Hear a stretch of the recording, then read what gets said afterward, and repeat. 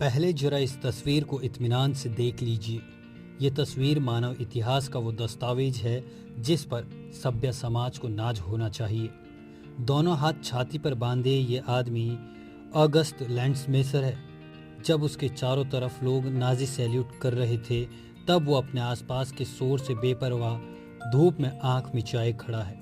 जिस सीने के आगे उसने हाथ बांधे हैं, उसमें धधकते विरोध को तब शायद लोगों ने न समझा हो, पर 22 मार्च 1991 के दिन जब डाइजेट द टाइम्स में ये तस्वीर छपी तो अचानक खलबली मच गई। लोगों को पहली बार ऑगस्टस के बारे में मालूम पड़ा। एहसास हुआ कि जब पूरा जर्मनी नाजी रंग में रंगा था, उस वक्त एक आदमी ऐसा भी था जिसने अपने हाथ सलामी में नहीं उठाया। अगस्त तब पानी के जहाज चलाने वाली कंपनी में कर्मचारी था। मौका था एक ताकतवर जहाज होस्ट वेसल की लॉन्चिंग का। उसने साल 1931 में ही नाजी पार्टी की सदस्यता ले ली थी ताकि नौकरी पाने में कोई मदद मिल सके। लेकिन 1935 में एक यहूदी लड़की इरमा एक्लर से सगाई के बाद पार्टी ने उसे निकाल कर बाहर कर दिया।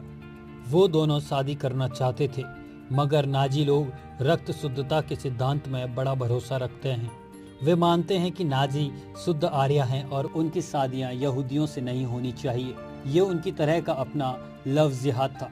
कानून ने इस शादी को वैध नहीं माना तो बिना शादी किए ही साथ रहने लगे। इसे आप लिव इन कह सकते हैं। कानून के लागू होने के महीने भर बाद ही इरमा ने एक प्यारी सी बच्ची को जन्म दिया।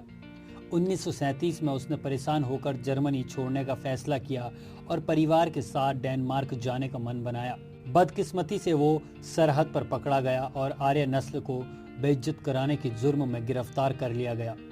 1 साल तक उसका ट्रायल चलता रहा, मगर अंत में उसे सबूतों के अभाव में सिर्फ चेतावनी देकर छोड़ दिया गया। नाजियों की हर धमकी को वो बेपरवाही से उड़ाता जा रहा था। आखिरकार सरकार ने 1938 में उसे पकड़कर 3 सालों के लिए यातना गृह में भेज दिया। ये वही बदनाम यातना गृह थे जिनकी कल्पना भी रूह कपा देती थी। इस सजा के बाद अगस्तस कभी अपने प्यार इरमा से न मिल सका। उधर सीक्रेट पुलिस ने इरमा को भी नहीं बख्शा था। 7 महीने की गर्भवती इरमा को गिरफ्तार करके जेल में डाल दिया गया, जहां उसने आयरिन को जन्म दिया। जल्द ही इरमा को एक यातना गृह में ट्रांसफर कर दिया गया, जिसके बाद वो 14,000 दूसरी महिलाओं के साथ कहां खप गई, आप समझ सकते हैं। साल 1941 में अगस्त जेल से बाहर आया।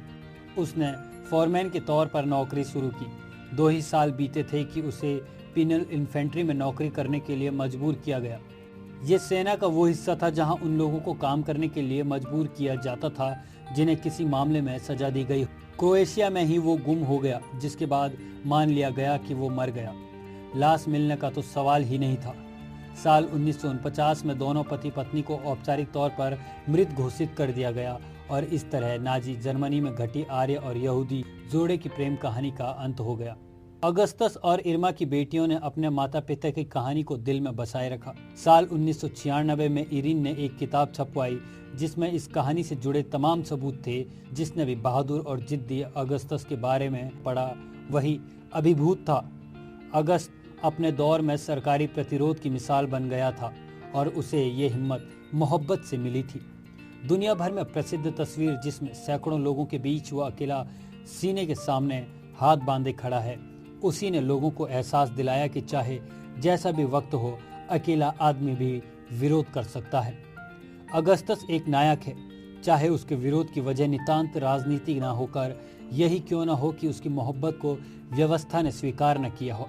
जब वो विरोध कर रहा था तब दुनिया उसके खिलाफ थी, और आज वो नहीं है तो उसकी तस्वीर हर इंसान के लिए मिसाल है जो किसी न किसी मजबूत व्यवस्था के खिलाफ कोई न कोई वजह लेकर संघर्षरत है।